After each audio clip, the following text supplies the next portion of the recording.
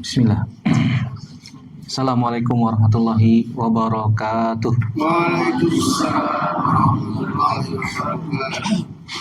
Innalhamdalillah nahmaduhu wa nasta'inuhu wa nastaghfiruh wa na'udzubillahi min syururi anfusina wa sayyiati a'malina. May yahdihillahu fala mudhillalah wa may yudhlilhu fala hadiyalah. Asyhadu an la ilaha illallah wahdahu la syarikalah wa asyhadu anna Muhammadan abduhu wa rasuluhu la nabiyya ba'dah.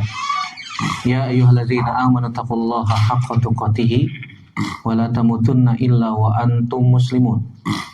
Ya ayyuhan nasu taqu rabbakumul ladzi khalaqakum min nafsin wahidah wa khalaqa minha zawjaha wa batha minhuma rijalan katsiran wa nisaa'a wattaqullaha allazi tasaaluna bihi wal arham innallaha kana 'alaikum raqiba. Amma ba'du, fa asdaqal hadits kitabullah wa khairal hadi Muhammadin sallallahu alaihi wasallam, syarrul umuri muhdatsatuha wa kullu muhdatsatin bid'ah wa kullu bid'atin dhalalah wa kullu dhalalatin finnar. Al-ikhwah janallahu aikum ajmain. Alhamdulillah, segala puji hanya milik Allah Subhanahu wa taala yang mengumpulkan kita di sini dengan izin dan berdasarkan takdir dari Allah Subhanahu wa taala. Allah permudahkan kita untuk saling bertemu, bersua, bertatap muka. Tentu saja kita niatkan mendapatkan keridhaan dari Allah Subhanahu wa taala, untuk mendapatkan janji Allah Subhanahu wa taala bagi siapa saja yang berusaha untuk menyambung silaturahim sesama kaum muslimin, orang-orang yang beriman, mempererat persaudaraan di antara orang-orang yang beriman. Salat dan salam senantiasa teriringkan kepada Nabi kita Muhammad sallallahu alaihi wasallam, kepada keluarga, sahabat, dan tidak lupa kita sebagai umatnya sampai hari yang tidak lagi bermanfaat harta dan keturunan kecuali yang datang kepada Allah Subhanahu wa taala dengan membawa hati yang selamat. Saudaraku rahimanillah wa ikum ajmain, pada kesempatan kali ini kita akan sebutkan secara ringkas bagian pertama tentang sebab-sebab terjaganya ukhuwah dan juga penghancur-penghancurnya yang bisa menyebabkan ukhuwah tersebut dapat putus Di dalam bahasa Arab, al-ukhuwah itu berasal dari kalimat akhun. Ada huruf hamzah dan ada huruf kha, sebagaimana disebutkan oleh para ulama lughah seperti Ibnu Faris. Ada unsur huruf hamzah dan kha yang menunjukkan al-muqarabah, yang menunjukkan al-musyarakah. Ada makna kedekatan, ada makna kebersamaan. Ini makna al-ukhuwah di dalam agama kita. Adapun secara istilah oleh para ulama disebutkan, yang disebut dengan ukhuwah itu artinya rabithah syar'iyyah, sebuah ikatan syar'i, bukan ikatan yang dibangun di atas kelompok, bukan, tapi rabithah syar'iyyah taqumu 'alal iman, yang dibangun di atas keimanan kepada Allah Subhanahu wa taala, dibangun di atas keimanan kepada Rasulnya sallallahu alaihi wasallam, sehingga melahirkan apa? Tujabul mahabbah wan nusrah wal muwalah bainal muslimin, sehingga timbul melahirkan rasa cinta karena Allah Subhanahu wa taala, menumbuhkan loyalitas, menumbuhkan rasa saling tolong menolong, saling membantu, at-ta'awun 'alal birri wat taqwa, dan juga menimbulkan yang namanya kasih sayang di antara kaum muslimin. Oleh karena itu ukhuwah di dalam agama kita, atau disebut dengan ukhuwah Islamiyah, itu bukan dibangun seperti tadi yang sudah disebutkan, bukan dibangun di atas suku. Oh, ini suku A, ini suku B. Suku A ngumpul sini sama suku A, suku B sini ngumpul sama suku B. Dan ini terjadi. Ada keterikatan suku di sana, sehingga ngumpulnya sama sukunya masing-masing. Bukan itu yang disebut dengan ukhuwah Islamiyah. Atau dibangun di atas warna kulit ya. Warna kulit yang merah sini ngumpul sini. Yang warna kulit putih sini, yang warna kulit hitam di sini dan seterusnya. Bangsa ataupun organisasi, partai ataupun kelompok bukan. Ya, kita tidak berhizib, kita tidak berkelompok-kelompok. Ya, kita tidak membawa bendera. Kita semuanya sama di atas kalimat yang sama, kalimat la ilaha illallah. Tuhan kita sama, itu Allah Subhanahu wa taala.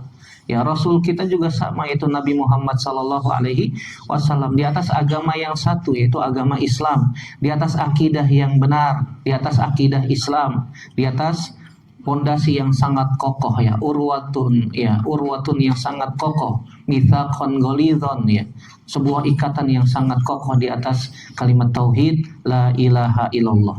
Oleh karena itu saudaraku rahimanillah wa iyyakum ajmain, Bapak Ibu sekalian yang dirahmati oleh Allah Subhanahu wa taala, kita akan sebutkan beberapa dalil ya, sebagaimana yang disebutkan Allah Subhanahu wa taala dalam Al-Qur'an dan juga hadis Nabi sallallahu alaihi wasallam. Dari Al-Qur'an, dalil pertama kita sebutkan yang pertama dari Al-Quran surat Al-Hujurat, surat yang ke-49 ya, ayat yang ke-10. Allah Subhanahu wa taala berfirman, innamal mu'minuna ikhwatun fa aslihu baina akhawaykum wattaqullaha la'allakum turhamun ya. Allah Subhanahu wa taala berfirman, innamal mu'minuna ikhwatun, sesungguhnya orang-orang yang beriman itu adalah bersaudara. Fa'aslihu baina akhawaikum, maka damaikanlah antara kedua saudaramu yang saling bertikai, yang saling berselisih, yang saling silang pendapat. Wattaqullaha la'allakum turhamun, bertakwalah kepada Allah Subhanahu wa taala agar kalian mendapatkan rahmat. Di sini Allah Subhanahu wa taala menyebutkan innamal mu'minuna ikhwatun. Ayat ini merupakan salah satu landasan tentang ukhuwah yang paling besar di dalam Al-Quran. Allah Subhanahu wa taala menyebutkan bahwasanya orang-orang yang beriman itu bersaudara. Allah Subhanahu wa taala perintahkan kalau misalnya ada dua saudara kaum muslimin, orang yang beriman, saling berselisih faham, ada perbedaan pendapat di sana, sehingga kelompok yang lain dari orang yang beriman berusaha untuk mendamaikan. Subhanallah, ini keutamaan yang Allah Subhanahu wa taala berikan untuk orang-orang yang berusaha untuk mendamaikan di antara dua orang beriman yang sedang berselisih faham. Ya, ujung-ujungnya dunia lah, ujung-ujungnya dunia. Ya, ujung-ujungnya dunia, sehingga mereka saling berselisih faham. Sehingga Allah Subhanahu wa taala mengatakan wattaqullah, hendaknya kalian semuanya bertakwa kepada Allah Subhanahu wa taala. Takwa itu intinya kita merasa takut kepada Allah Subhanahu wa taala. Kalaupun disebutkan secara lengkap makna takwa sebagaimana disebutkan seorang tabi'in yang mulia Thalq bin Habib rahimahullah taala, at-taqwa an taf'ala awamirallah ala nurin minallah tarju sawaballah wa an tatruka ma'syatallah ala nurin minallah takhafu iqaballah. Sebagaimana juga disebutkan oleh Imam Ibnu Qayyim rahimahullah taala, ini merupakan pengertian takwa yang paling jami, yang paling lengkap. Intinya kita berusaha menunaikan apa saja yang diperintahkan oleh Allah Subhanahu wa taala berdasarkan cahaya dari Allah Subhanahu wa taala. Sudah ada SOP-nya, oh ini perintah, oh ini larangan. Tinggal kita lakukan saja, tinggal dijalankan. Sudah ada haluannya, sudah ada petunjuknya, sudah ada guide-nya. Kan demikian. Kita yakin bahwasanya Al-Qur'an itu tidak ada yang salah. Kita yakin bahwasanya Al-Qur'an itu tidak ada yang keliru.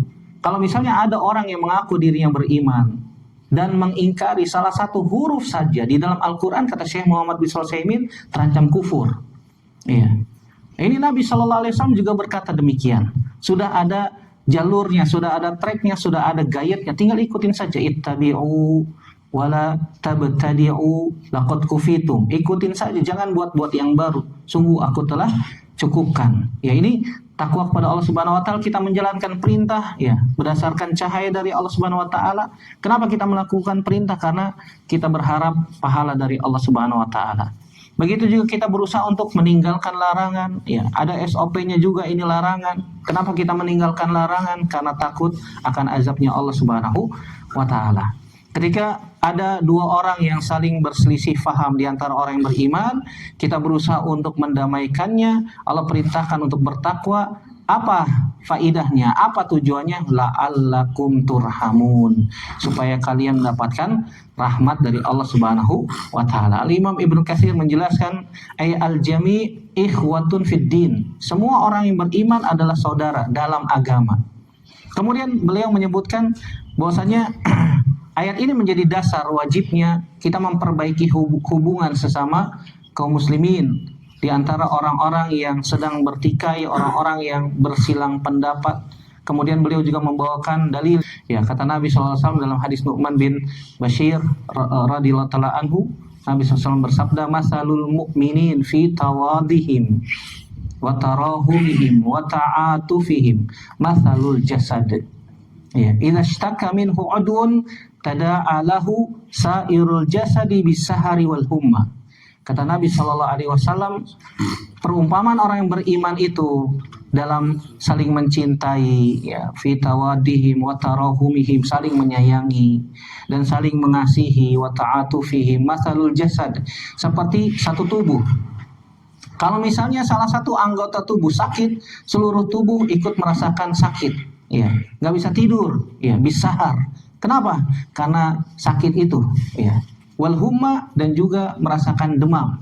Antum kena pisau jarinya, ya, padahal hanya berapa senti saja terkena pisau, tapi yang terasa seluruh tubuh. Seakan-akan ada yang kurang, saya tidak nyaman di tubuh tersebut. Kenapa? Karena salah satu jasad atau tubuh kita merasakan sakit.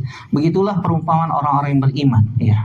Sebagaimana diriwayatkan oleh Imam Bukhari dan Imam Muslim. Syekh Abdurrahman As-Sa'di rahimahullah taala dalam Taisir Karimir Rahman fi tafsir Kalamil Mannan, beliau mengatakan aqadallahu al-ukhuwah bainal mu'minin. Allah Subhanahu wa taala telah mengikat persaudaraan di antara orang yang beriman. Kemudian beliau melanjutkan, wa min huquqil ukhuwah an yuhibba li akhihi ma yuhibbu li nafsihi wa yakraha lahu ma yakrahu li nafsihi wa yansurahu zaliman wa mazluman wa yu'inahu ala jami'i masalihihi wa la yakhzulahu. Kata beliau bahwasanya orang-orang yang beriman, Allah Subhanahu wa taala telah mengikat persaudaraan di antara mereka. Dan di antara hak persaudaraan itu, beliau sebutkan, di antaranya adalah an yuhibba li akhihi, yang mencintai saudaranya, ma yuhibbu li nafsihi, apa yang dia cintai untuk dirinya sendiri. Oh, ini berat. Oh, ini berat. Tapi kata Syekh Muhammad bin Shalih Al-Utsaimin, ini berat tapi bisa dilakukan, iya, dengan latihan. Terkadang kita mencintai untuk diri kita sendiri, ya, tapi kalau kita berikan kepada saudara kita, oh, tunggu dulu, iya, saya aja butuh kok, apa yang saya berikan kepada dia, iya, apa urusannya saya sama dia, ya, nggak ada hubungan kerabat, nggak ada hubungan saudara, kan begitu. Ini berat, sebagaimana yang dilakukan oleh para sahabat Ansor dahulu radhiyallahu taala anhu, dilakukan demikian. Bisa. Oh, contohnya ada. Tapi zaman sekarang bisa nggak, Ustaz? Kalau kita cari orang-orang seperti ini, mungkin kita katakan langka, ya. Sudah jarang. Dia memberikan kepada saudaranya apa yang dia cintai untuk dirinya sendiri. Subhanallah, ini berat. Wa yakraha lahu ma yakrahu li nafsihi. Dia tidak suka tuh apa yang menimpa saudaranya, sebagaimana dia juga tidak suka menimpa itu dirinya. Ketika dia tidak suka tertimpa dirinya musibah, sebagaimana saudaranya juga demikian. Ketika saudaranya tertimpa musibah, dia merasakan tidak enak, kok saudara saya begini, saya bisa bantu apa nih? Saya bisa bantu apa? Bukan malah didoakan keburukan, ya, dengan bahasa orang priuk, ya. Rasain tuh, kan begitu. Makanya jangan begini dan begitu, subhanallah. Malah mendoakan keburukan saudara kita yang tertimpa musibah. Wa yansurahu zaliman au mazluman, dan berusaha untuk menolong saudara kita. Apakah dia posisinya sebagai orang yang zalim, ataukah dia posisinya sebagai orang-orang yang terzolimi? Ustadz, bagaimana cara menolong orang-orang yang berbuat zalim? Nasihati, ya, nasihati dari perbuatan zolimnya. Kita berusaha untuk menghentikan dia dari perbuatan zolimnya semampu kita. semampu kita, tentu saja dengan cara yang baik, dengan cara yang lembut, bukan dengan cara yang kasar, bukan dengan cara yang anarkis, ataupun dengan cara-cara yang malah menimbulkan mudarat yang lebih besar. Sehingga apa yang terjadi? Kezaliman yang dia lakukan malah tambah jadi. Ya. Berarti ada mudarat yang lebih besar di balik itu semua. Maka kalau misalnya kita menolong dia, berusaha untuk menasehatinya, ternyata kezaliman yang dilakukan malah tambah besar, lebih baik nggak usah. Kita doakan saja sudah. Kita doakan semoga Allah Subhanahu wa taala memberikan hidayah. Semoga Allah Subhanahu wa taala memberikan kepada dia kemudahan untuk berusaha mengurangi atau menghentikan kezalimannya. Kalau orang yang dizalimi mungkin kita bisa bantu ya. Kita bisa menolongnya. Wahai Rasulullah, ini orang yang terzalimi, oke lah kita bisa bantu. Bagaimana orang yang zalim, bagaimana kita bisa membantunya? Ya, kata Nabi SAW, berusaha untuk menghentikan dari kezaliman yang dia perbuat. Wa yu'inahu ala jami'i masalihihi. Kata Syekh As-Sa'di rahimahullah ta'ala, kemudian beliau melanjutkan, membantu segala kemaslahatannya semampu kita. Ya, semampu kita. Sebagaimana dibawakan oleh Al-Imam An-Nawawi rahimahullah ta'ala di dalam Riyadhus Shalihin, beliau membawakan beberapa hadis ketika kita berusaha untuk saling ta'awun al-birri wa taqwa. Di antara yang beliau bawakan adalah ketika seorang sedang berjihad di jalan Allah Subhanahu wa taala. Kemudian di antara keutamaan membantu saudaranya yang ditinggal oleh suaminya berjihad. Dengan cara apa? Dengan cara memberikan segala kebutuhan yang dibutuhkan keluarganya. Maka pahalanya, kata Nabi SAW, seperti orang yang berjihad. Kita tahu bahwasanya ada seorang sahabat yang berjihad dan dia meninggalkan keluarganya. Yang nafain keluarganya siapa nih? Ya. Karena istrinya, anak-anaknya ditinggal oleh suaminya berjihad. Nggak ada nafkah, nggak ada pemasukan. Siapa yang menjamin ini? Nabi SAW memberikan keutamaan, memberikan motivasi kepada para sahabat. Siapa saja yang membantu, memberikan nafkah dalam maslahat dunia orang yang ditinggalkan berjihad, maka dia pahalanya seperti orang yang berjihad. Berjihad. Semua yang mengandung kemaslahatan saudara kita berusaha untuk membantu, maka pahalanya sama. Seperti dia melakukan sebuah kebaikan. Nah, ini motivasi dari Nabi Shallallahu Alaihi Wasallam. Wala yakhzulahu, dan juga kita tidak berusaha untuk membiarkannya dalam perbuatan zalim. Kita tidak menghinakan dia. Kita tidak berusaha untuk mencacinya. Ini ayat yang Allah Subhanahu Wa Taala melarang berbagai bentuk perusak ukhuwah. Di ayat-ayat sebelumnya dan juga ayat-ayat setelahnya, Allah Subhanahu Wa Taala langsung melarang berbagai perusak ukhuwah, diantaranya saling mencela. Ya, walaupun bercanda tidak boleh. Ya, walaupun bercanda. Walaupun teman kita benar-benar punya aib, kelihatan. Ya, kelihatan. Ini bisa merusak ukhuwah nih.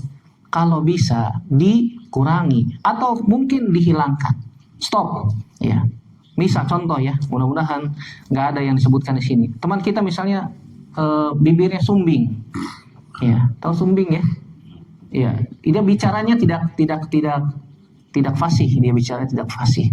Kemudian kita bercanda kepada teman kita tersebut, ya, dengan menyindirnya, dengan mencelaknya sambil bercanda, ya, sambil diangkat bibirnya begini, kiri bukan kiwi, kan gitu. Contoh, ya. Maka otomatis tertawa tuh teman-teman yang ada di sekitar kita tertawa. Tapi apakah orang yang atau saudara kita yang memiliki kekurangan aib tersebut, dia merasakan ridho terhadap hal yang dikatakan saudaranya dengan kalimat yang diucapkan mungkin sepele ya, bercanda. Tapi apakah saudara kita yang memiliki aib tersebut ridho atau tidak? Ini kita nggak tahu. Permasalahan hati kita nggak tahu. Mungkin di hadapan kita dia senyum, mungkin di hadapan kita dia tertawa, tetapi ternyata di dalam hatinya dia sakit luar biasa. Tidak ada obat, kata orang.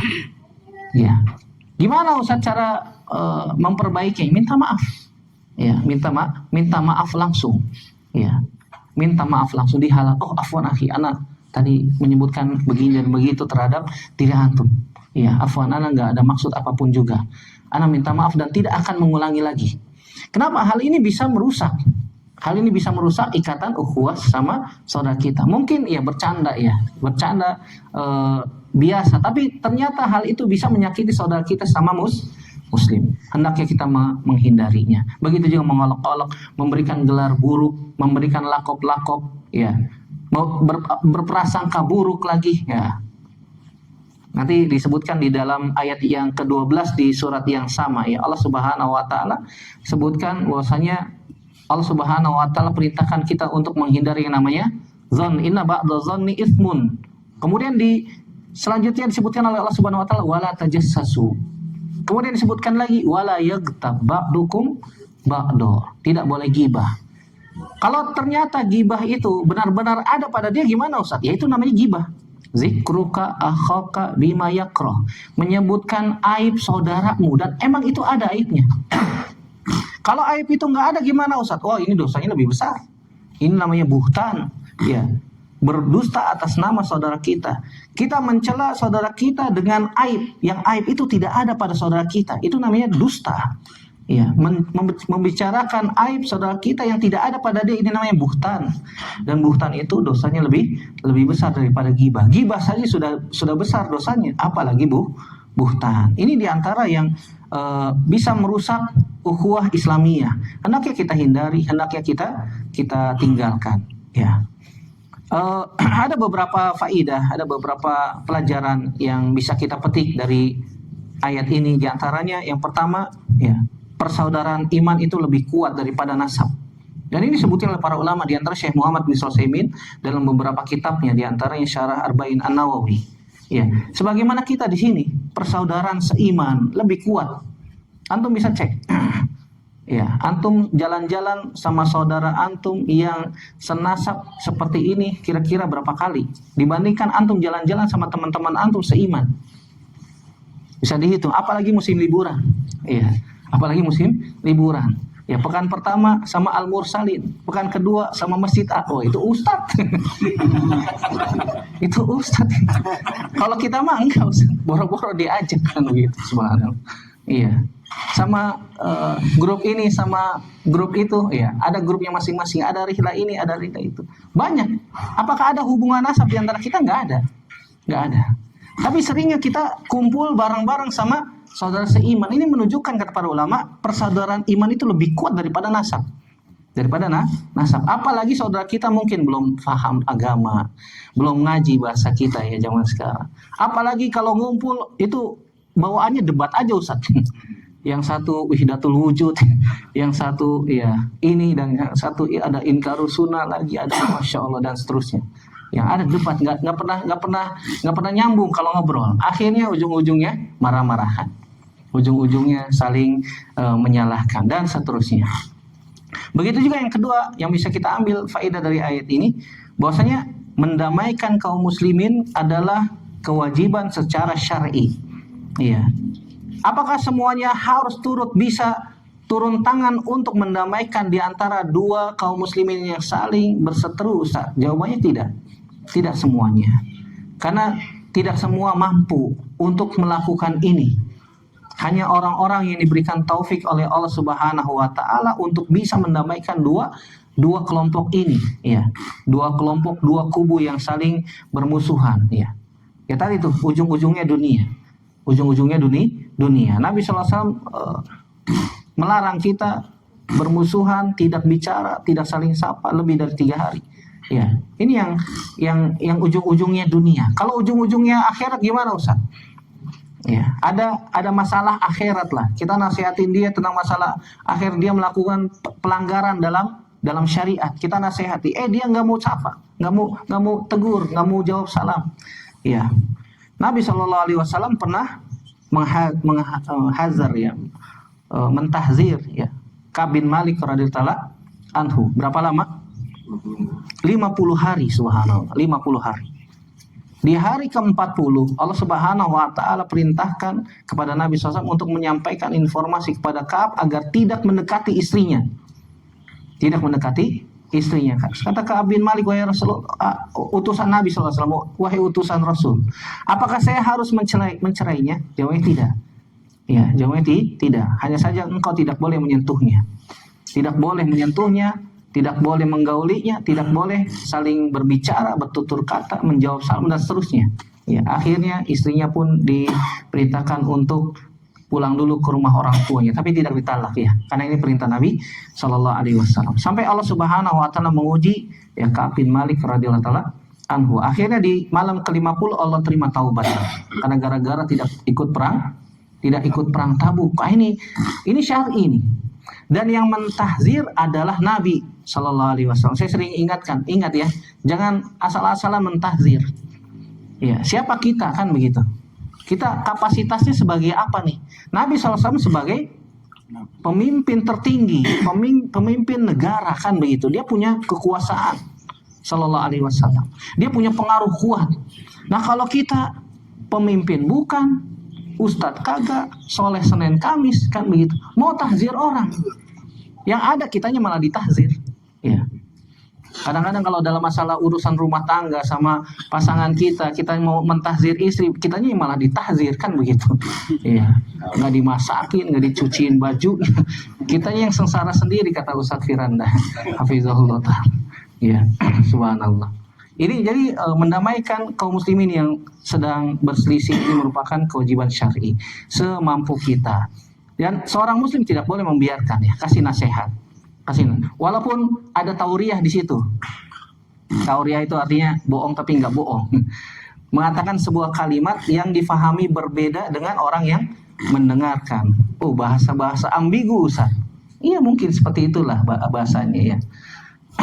Bahasanya seperti itu. Sebagaimana tauriahnya Ummu Sulaim ya kepada Abu Thalhah ketika anaknya sakit. Ya, Abu Thalhah pulang dari safar tanya kepada Ummu Sulaim, bagaimana kabar anakku wahai Ummu Sulaim? Kata Ummu Sulaim apa? Huwa askanu makana. Dia sekarang keadaannya lebih tenang. Huwa askanu makana. Yang difahami oleh Abu Thalhah, oh udah sembuh. Dia sekarang keadaannya sudah lebih tenang. Yang difahami oleh Ummu Sulaim, oh enggak, sudah meninggal. Meninggal. Ini namanya tauriyah. Kita katakan kepada saudara kita, tadi si fulan doain antum. Yang benar, iya, tadi doain antum. Iya. Datang ke si fulan lagi yang saling berselisih, oh, si fulan tadi doain antum. Iya. Gimana doanya? Allahumma gfir lil muslimina wal muslimat wal mu'minina wal mu'min. Ini kan umum ya, umum. Kita katakan hal-hal yang positif. Oh tadi si fulan sebutin kelebihan antum, keutamaan antum, hal-hal positif dari antum supaya apa? Keduanya damai. Ustadz, kalau misalnya keduanya ketemu ternyata mengatakan kalimat, oh tadi fulan cerita sama saya mengabarkan antum doain anak. Enggak. Wah ini repot. Repot. Enggak. Iya si fulan bilang antum doain anak. Ya si fulan juga bilang antum doain anak. Iya. Coba panggil si fulannya, benar gak? Iya benar. Antum kan tadi doain Allahumma gfir lil muslimina wal muslimat. Itu kan doa untuk orang yang beriman secara umum. Ya, termasuk antum ini.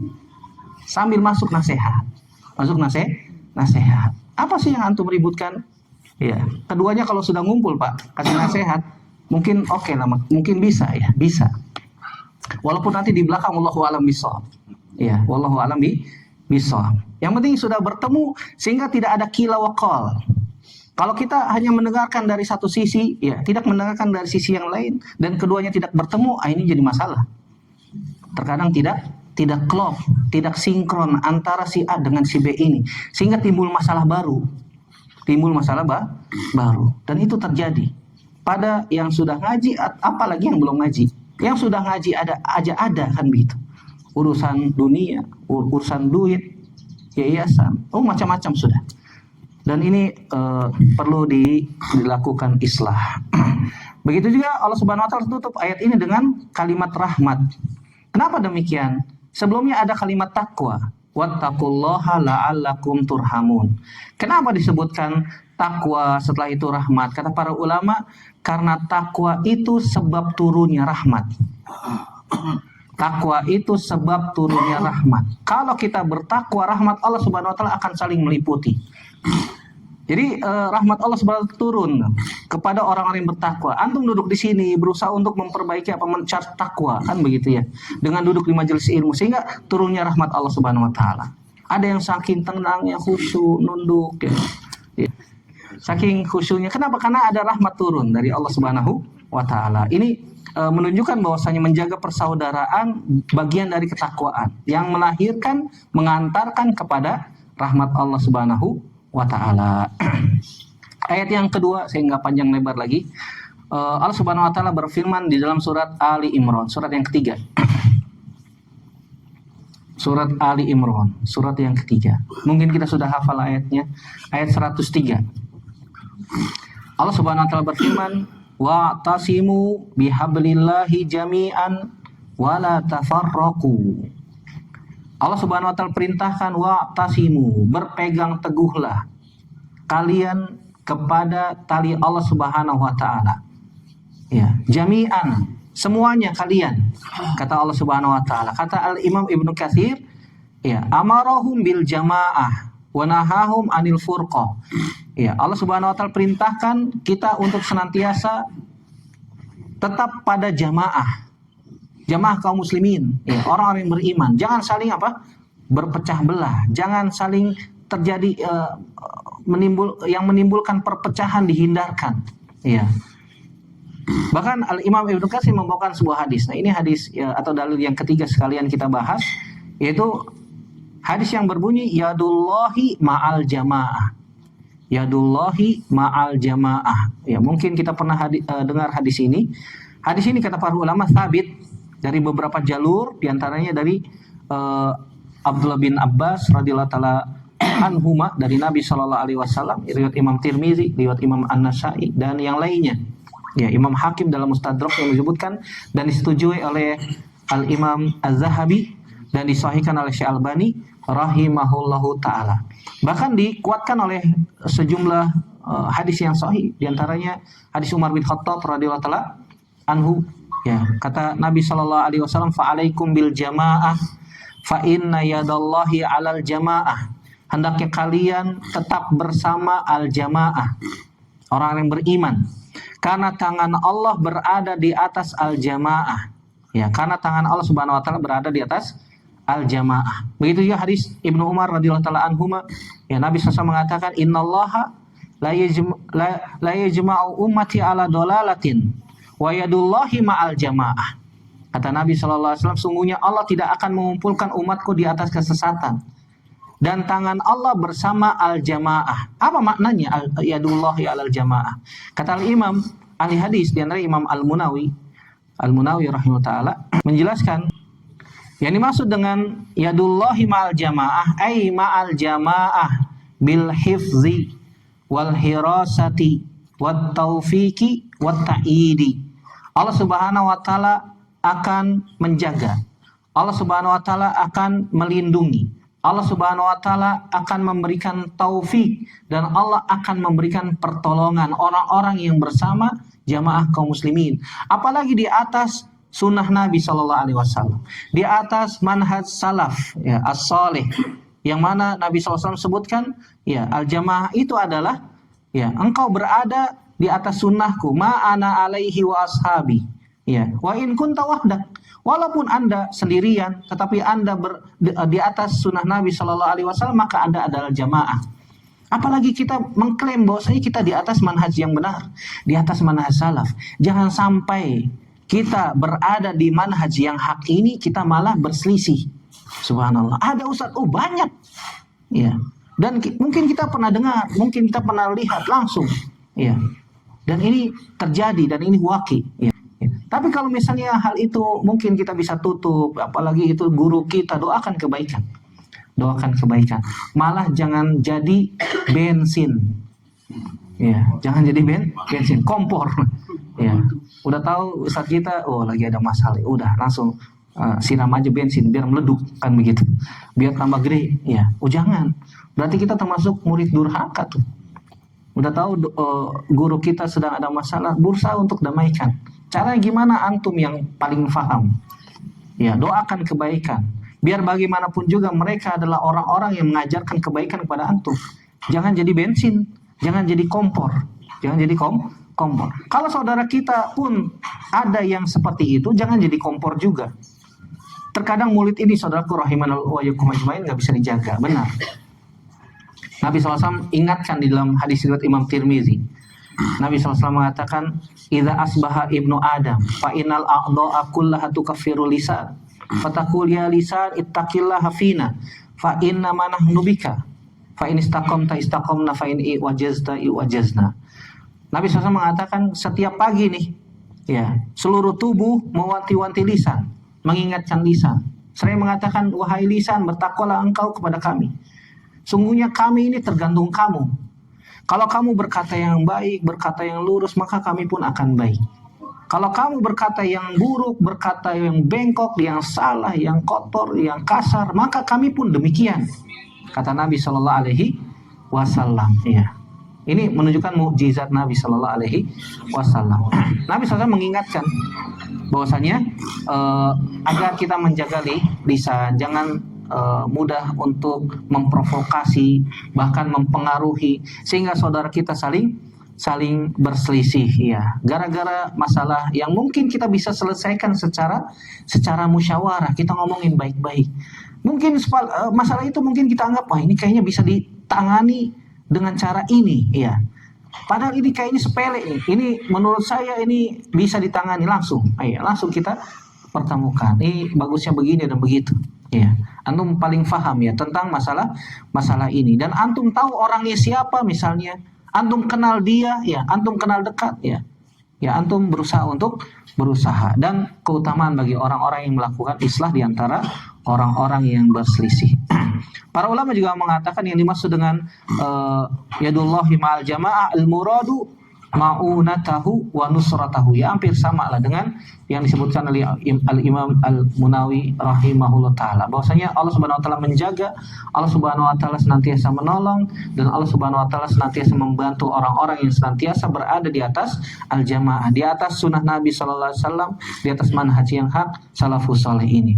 Oleh karena itu, saudaraku rahimanallahu wa iyyakum, Nabi sallallahu alaihi wasallam juga mengatakan bahwasanya ar-ruhu junudun mujannah, benar. Bahwasanya ruh itu seperti pasukan yang berbaris rapih. Ya. Bahwasanya jiwa itu akan kumpul yang sefrekuensi, benar. Iya. Wah, ini sefrekuensi sama anak nih. Satu circle bahasa zaman sekarang ya. Satu lingkaran, satu circle yang seterusnya. Satu visi dan misi, satu tujuan. Ini punya visi tujuan yang sama ke depan.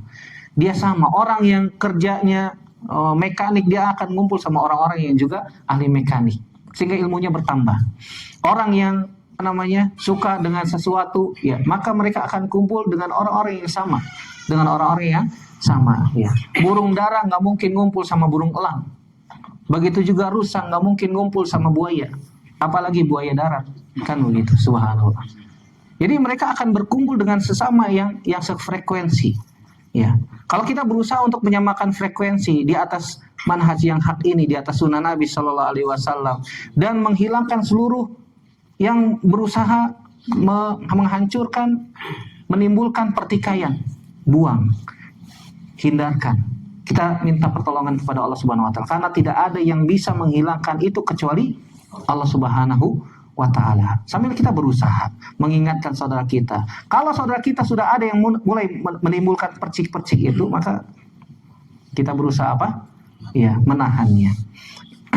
Dari sini kita bisa ambil faidah bahwasanya Allah Subhanahu Wa Ta'ala senantiasa menolong, memberikan pertolongan kepada orang-orang yang beriman. Dan ini janji Allah Subhanahu Wa Ta'ala. Pasti. Kapan Ustaz pertolongan Allah Subhanahu Wa Ta'ala? Ya, Allah Subhanahu Wa Ta'ala terkadang menguji kita dengan kesabaran. Kita ini sabar nggak? Kita ini masih tetap konsisten nggak? Istiqomah nggak di atas jalan ini? Oh, ini berat. Seseorang dikatakan konsisten, dikatakan istiqomah kalau sudah wafat. Oh, orang ini sudah wafat. Oh, orang ini sudah istiqomah. Diwafatkan di atas Islam, di atas sunnah Nabi Shallallahu Alaihi Wasallam. Terkadang kita masih juga butuh yang namanya pertolongan Allah Subhanahu Wa Taala setelah wafat. Iya. Apakah ada jaminan kita bisa menjawab pertanyaan malaikat munkar dan nakir di alam barzakh atau tidak? Kalau misalnya sudah selamat dari pertanyaan malaikat munkar dan nakir di alam barzakh, apakah nanti kita selamat di pengadilan Allah Subhanahu Wa Taala? Oke, kalau kita sudah mungkin bisa selamat dari pengadilan Allah Subhanahu wa taala, apakah kita punya sangkutan terhadap saudara kita dalam masalah urusan dunia yang belum selesai di dunia subhanahu, sehingga nanti diputuskan oleh Allah Subhanahu wa taala nanti di akhirat, belakangan ditangguhkan pengadilannya sampai dua orang ini selesai.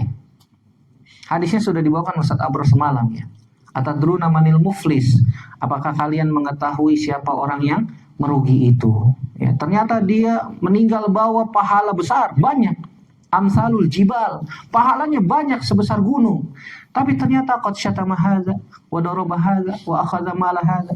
Ternyata dia suka mencela, dia suka memukul, ya, suka mengambil harta orang lain tanpa hak. Sehingga apa yang terjadi? Ya, pahala-pahala dia yang banyak diberikan kepada orang-orang yang dizolimi. Sampai pahalanya habis, subhanallah. Kalau pahalanya sudah habis, maka dosa orang-orang yang terzolimi akan dilimpahkan kepadanya, wal iyadzubillah. Nasallallahu salamata wal afiyah. Kalau kita mengingat tentang masalah ini dengan akhirat, semoga bisa diminimalisir. Ya, ingatkan dengan akhirat, ingatkan dengan kehidupan setelah kematian, ada alam barzah, ada alam akhirat yang lain. Ya, kalau masih punya iman, dia pasti akan takut. Ini masa urusan dunia. Urusan dunia hanya sesuatu yang kecil. Kita akan tinggalkan semuanya. Ya, apalagi ini masalah sepele, subhanallah. Masalah sepele. Maka kita ingatkan tentang akhirat supaya kita semuanya ya tetap ingat kepada Allah Subhanahu wa taala, zat yang maha kuat ya. Kemudian faedah yang bisa kita ambil juga bahwasanya larangan kita memisahkan diri dari jamaah kaum muslimin tanpa alasan syar'i. Ya. Yang tadinya kita ngumpul bareng kemudian memisahkan diri, kenapa? Alasannya kenapa? Ya. Alasannya kenapa? Ini dilarang dalam agama kita. Yang tadinya mungkin ngaji bareng, ya. Kemudian sekarang udah nggak nongol lagi. Jangan, bahasanya Ustadz Badru, jangan jadi orang mantan pengajian. Ya, yang tadinya dulu rajin ngaji, ternyata sekarang nggak nongol-nongol lagi. Mantan anak pengajian, kan begitu, subhanallah. Jangan seperti itu. Kita husnuzon Ustadz, oke, husnuzon, bagus husnuzon. Mungkin ngaji di tempat yang lain, iya kalau benar. Yang jadi masalah kalau nggak ngaji lagi. Di sini enggak, di situ enggak, di sono enggak. Akhirnya apa yang terjadi? Futur. Ini yang dikhawatirkan. Ini perlu diselamatkan Ustadz. Iya, nasihati. Ajak, tarik tangannya. Jangan sampai dia terjatuh kepada jurang yang paling dalam. Bahkan lebih dalam lagi. Kalau kita mampu untuk bisa menariknya, maka tarik. Seorang sahabat, teman yang baik adalah kita berusaha untuk menarik tangannya dari jurang yang bisa membinasakan. Semampu kita. Wallahu ta'ala a'lam bishawab. Yang penting kita untuk fahami bahwasanya hadis yadullahi ma'al jamaah, jangan difahami yang dimaksud dengan jamaah ini ada kelompok tertentu. Wah, ini jamaah ini. Kelompok saya ini namanya jamaah juga, ya. Artinya dia mengklaim bahwasanya jamaah dia dengan nama jamaah tersebut di atas kebenaran. Ya, para ulama Ahlus Sunnah wal Jamaah menyebutkan yang dimaksud dengan jamaah tadi itu orang-orang yang berpegang teguh di atas Al-Qur'an, di atas sunnah Nabi Shallallahu alaihi wasallam, di atas manhaj para sahabat, walaupun cuma satu orang, itu dia jamaah. Ma'ana alaihi wa ashabi.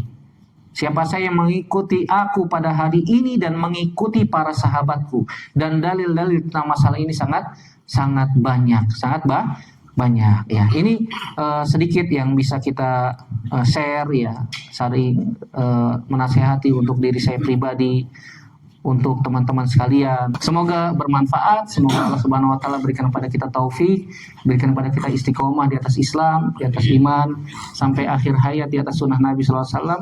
Semoga Allah Subhanahu wa taala memberikan kepada kita as-sabat, keteguhan dalam menjawab pertanyaan malaikat munkar dan nakir di alam barzakh, dan semoga Allah Subhanahu wa taala kembali mengumpulkan kita semuanya di dalam surganya. Amin ya rabbal alamin. Baik, demikian yang bisa kita sampaikan, semoga bermanfaat. Aku qouli hadza astaghfirullah li wa lakum. Subhanaka Allahumma bihamdik, asyhadu an la ilaha illa anta astaghfiruka wa atubu ilaik. Assalamualaikum warahmatullahi wabarakatuh.